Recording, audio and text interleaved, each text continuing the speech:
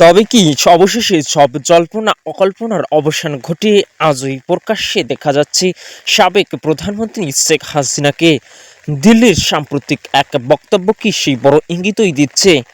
ক্ষমতাচ্যুতির ২ বছর পর শেখ হাসিনার আন্তর্জাতিক সংবাদ মাধ্যমের মুখোমুখি হওয়ার খবর ঘিরে গত কয়েকদিন ধরে যে তীব্র আলোড়ন সৃষ্টি হয়েছিল, ভারতের পররাষ্ট্র মন্ত্রণালয়ের সাম্প্রতিক স্পষ্টীকরণে তা আরও এক ধাপ নতুন মোড় নিয়েছে।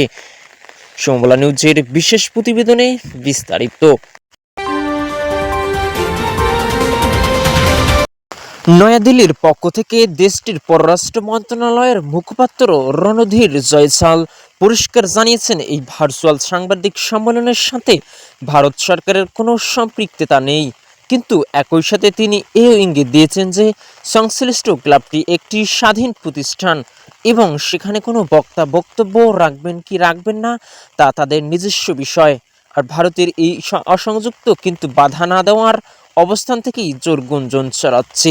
সাবেক এই প্রধানমন্ত্রী আজই সংবাদ মাধ্যমের সামনে আসতে পারেন। রাজনৈতিক বিশ্লেষকদের মতে ভারত সরকার আনুষ্ঠানিকভাবে দায় এড়িয়ে গেলেও অনুষ্ঠান আয়োজন বা প্রচার বন্ধে সরাসরি কোনো কঠোর পদক্ষেপ নেয়নি।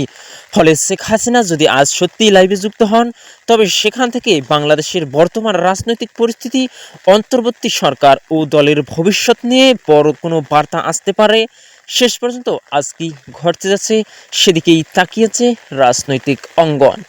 নিউজ ডেস্ক, পলাশ রায়, সমবালা নিউজ।